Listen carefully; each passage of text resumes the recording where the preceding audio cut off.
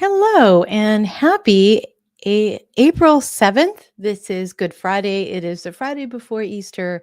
And I thought that I would finally finish what I started and what I promised, which was the part two of the Tower Tarot and why it has ancient origins. And I wanted to show you how old the story of the tower really is and how that story is around women's light and also that negotiation with oppressive systems. So if you missed it, part one is under my videos where I really talk about the early history of tarot and as it relates to the tower. I'm going to go into that a little bit just to refresh your memory, and then we're going to go on. We're going to go deeper into history. So let's get into it. So, if this is new to you or you need a refresher, the last time, part one, I talked about the Tower card and how the Tower card is traditionally known as a card of everything's really effed up all the way down, the Tower of Babel, but how that's not actually the story that's being depicted by the Tower. And through a concise methodology of going through history with very, very powerful evidence, I was able to actually show that the tower is really the story of Saint Barbara. Saint Barbara is now a desainted saint, but she is often depicted with a tower because her dad kind of placed her in a tower to force her to recant her. Um, what is it? She became Christian, and he wanted her to recant that. She did not.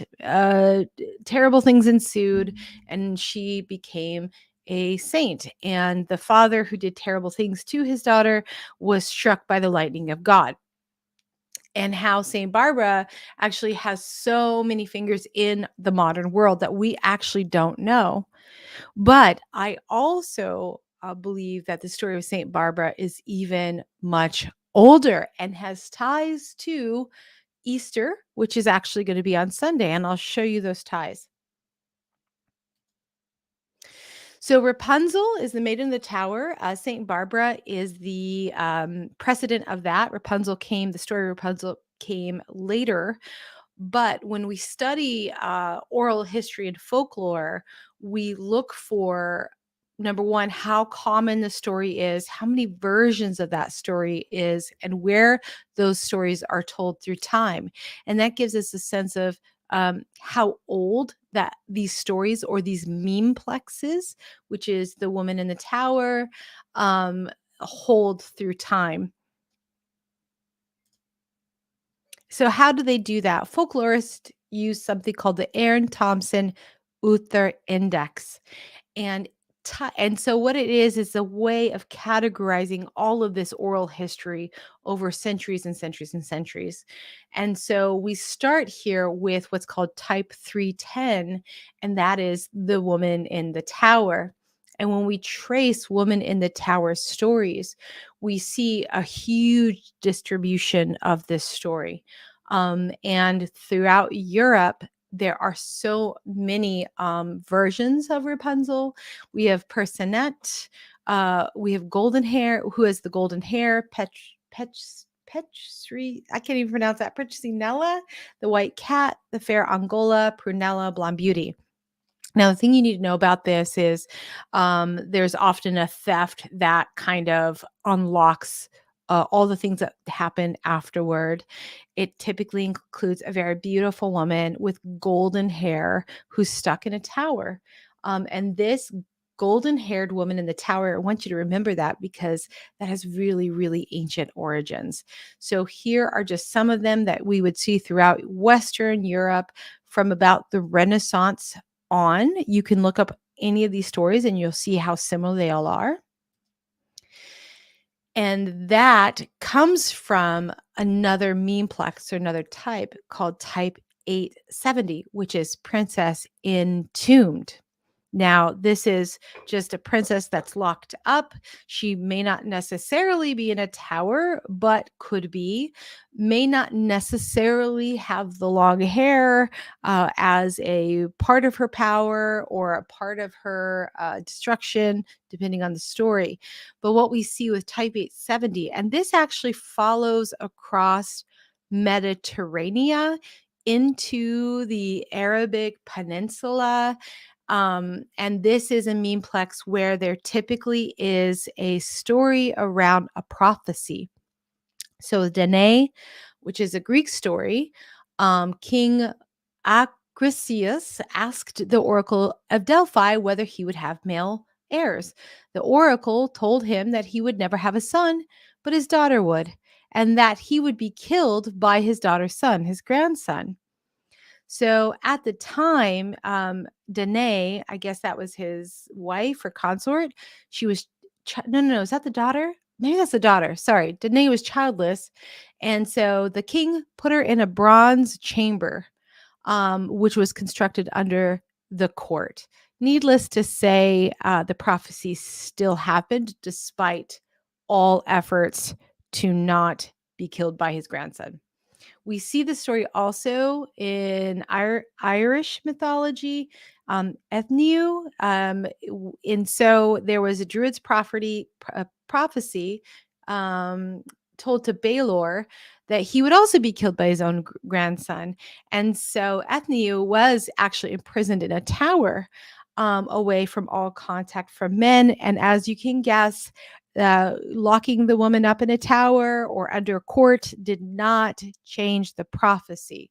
So, this is one distribution of the tower and the maiden, or the maiden being stuck in the tower, that has a prophecy element to it. And so I mentioned that this is not necessarily, this is only partially the strand that we're following, but I mention this because it is another important strand. And I think it has to do with kind of male control, doesn't it? Which we'll get into a little later on. Let's see here. So, we talked about women being locked up in things for either the protection of the person locking the woman up or for protection of the woman itself, like we saw in Rapunzel. And I want to take you to Turkey. So I used to live in Istanbul, and in Istanbul, in the middle of the Bosphorus between Asia and Europe, you have the Kız Kulesi, which is called the Maiden Tower. Now, there are many stories about the Maiden Tower, but this story was about an oracle prophesied, right? So we're seeing that kind of meme repeating itself about a prophecy or oracle that the emperor, again, a man of great power, that his favorite daughter would be killed by a snake on her 18th birthday. Now, if you guys remember your Sleeping Beauty stories, you can see that that's where some of that came from. And so, anyways, the emperor, in an effort to protect her, locked her up in a tower to keep her away from any snakes. And on the eve of her 18th birthday, or on her 18th birthday, the emperor goes to celebrate. He brings her a basket of fruits, and guess what? There is a snake in that fruit, who then bit her and she died. And so you see that there's these stories over and over and over again about women being placed in towers to either protect them, to keep them, to guard against them. That woman is a dangerous element, or woman will bring danger in some way to herself or others. Therefore, she needs to be locked up for her protection. Now, I want to talk about the Maiden Tower. It's a Maiden Tower, and this is in Azerbaijan.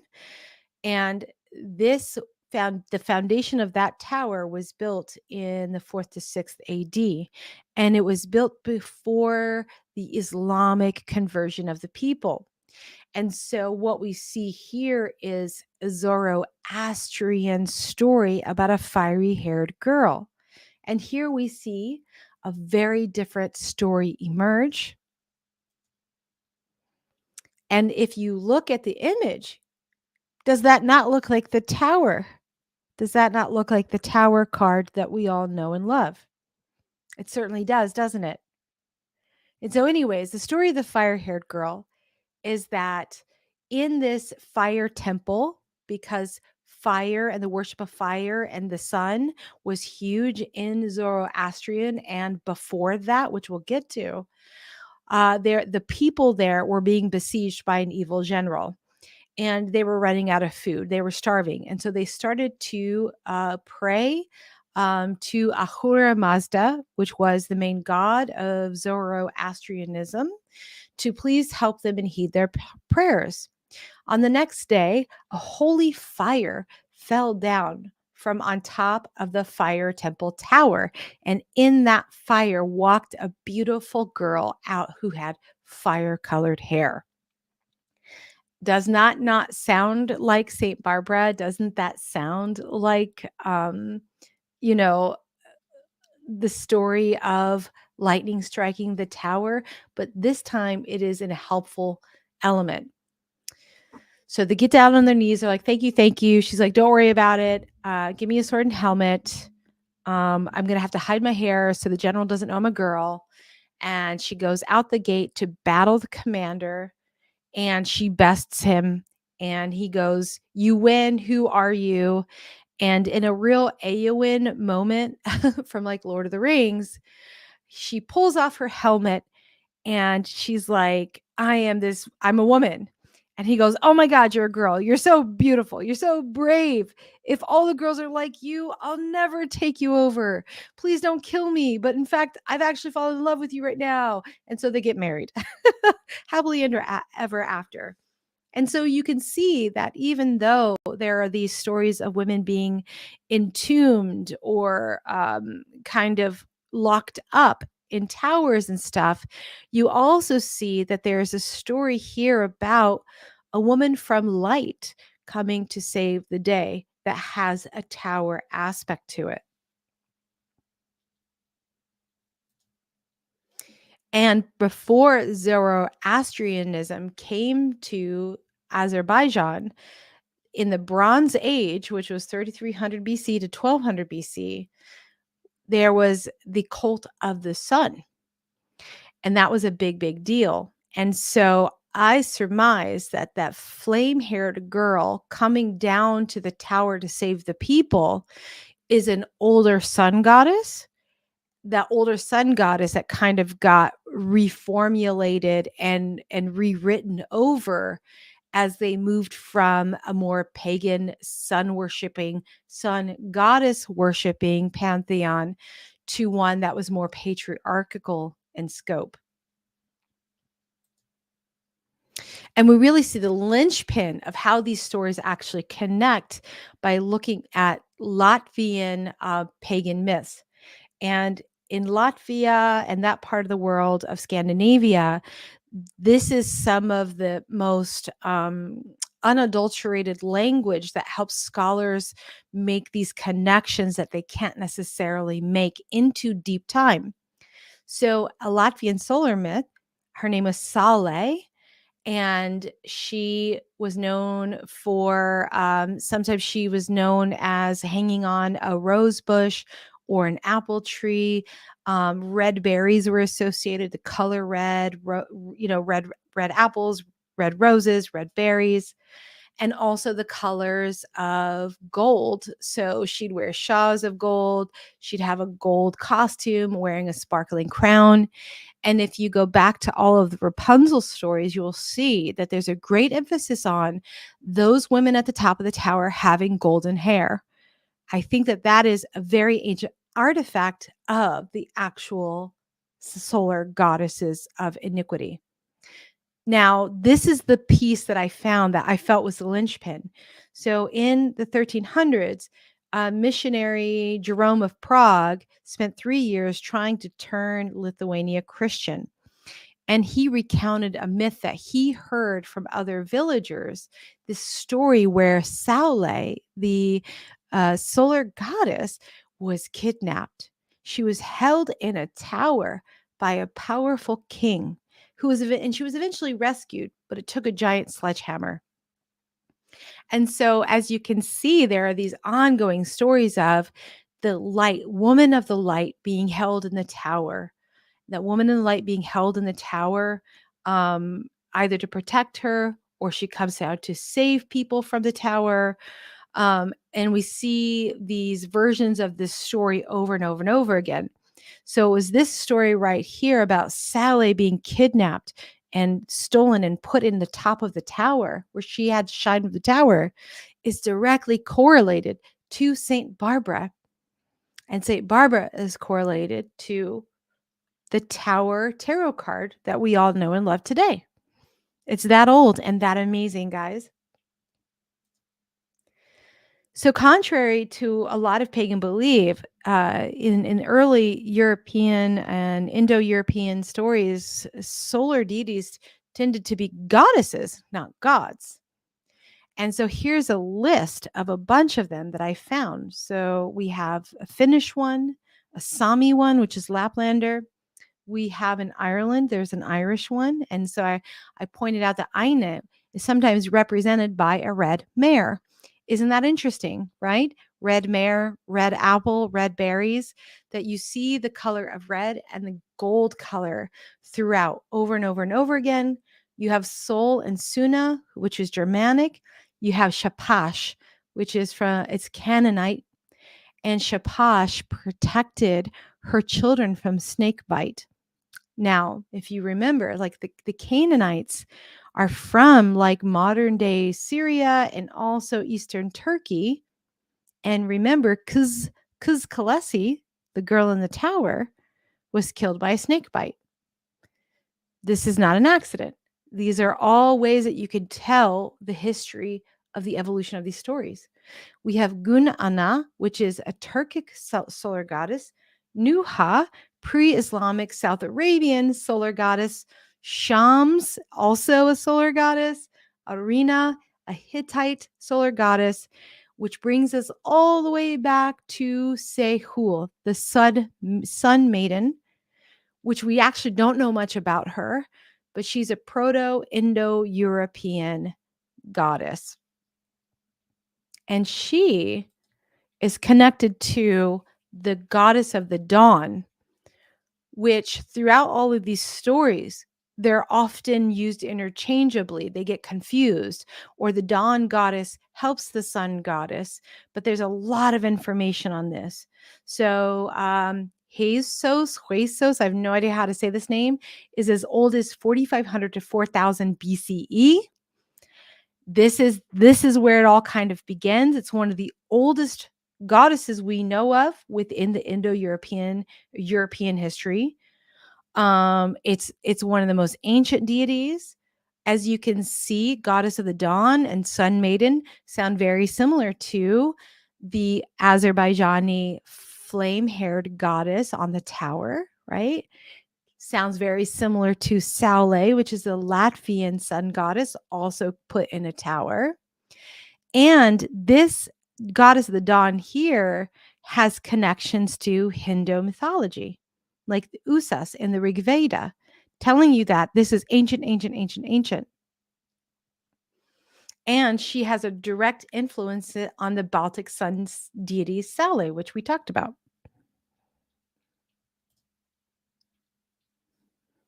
So the dawn goddess is known for her brilliance. She's known as the bringer of light. She comes from the Proto-Indo-European root behe, meaning to glow and to shine.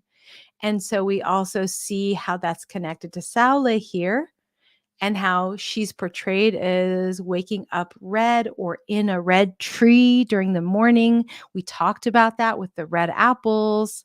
Saule is known for threads of red, gold, silver, and white. So we see that connection there. And if we look at just the words, the root words and the cognates of those words over time, we can see a really, really clear lineup. So we have the dawn goddess, which connects to Usas, which is Vedic, another dawn goddess. Armenian, we have that connection. Germanic, meaning light beam or ray of light.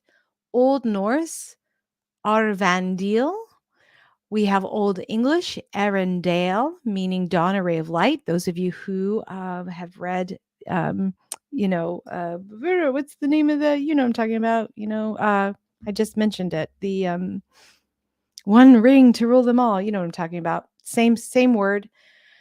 We see it through the Baltic Slavic religions in the words Germanic, Alstron, goddess of springtime. And look at that, guys. Old English, Easter. Old High German, Ostara. So Easter, which is coming this Sunday, is from the Old English or Old High Germanic Easter, which comes from Indo-European speaking peoples, including Usas, Eos, and Aurora. So basically, when you are talking about Easter and you're looking for eggs and there's bunnies about, you are connecting with something that is over 4,000 years old. It's ancient. And it is so, so old. And then the tower is connected to all of this because the tower is the device through which the goddess of light, whether she's of dawn or the sun, either uses the tower is either imprisoning the people she then saves, or the tower imprisons her.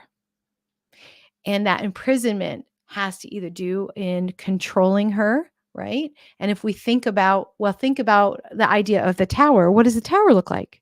It's very penile in origin, isn't it? So it is around the shift from maybe a more matriarchal or non-hierarchical mythical system to one that became patriarchal. And the tower is the negotiation and the fight of that over time. We can also see that in that recurring theme of snake bites. What are snakes? Snakes are also phallic. So eventually, we get to this really, really old story. And that is really the story of the tower. Isn't that crazy how that all worked? How that all fit together? We go from the tower, and we were told it's the Tower of Babel. But when we uncover it, it goes, wait a minute, no, this is the story of St. Barbara. And it was about freedom from oppression. We saw aspects of that over and over and over again. We found that there was a woman of light who was stuck in a tower, as told by a missionary. We go even further back and we see a woman saving her people who came down as golden light, until eventually we get to just goddesses, a ton of them, who are solar goddesses and dawn goddesses, of which we still see threads throughout Europe to this day. So that is part 2. And this is why I said the story of the tower is truly about the negotiation of female freedom from male, male oppression on some level, and how that shifted through time. It's a very ancient, old, and ultimately beautiful story that also connects to Easter. So you can say really pretty definitively, in my opinion, to someone that the Tower Tarot card and Easter are definitely kissing cousins. And that's my story for you today. So please enjoy your time, Easter, if you celebrate it, and think about these beautiful solar dawn goddesses, which are the legacy of all peoples from that very, very ancient Indo-European story. And that's it. I hope you have a wonderful, wonderful, wonderful Good Friday and a wonderful weekend. Bye.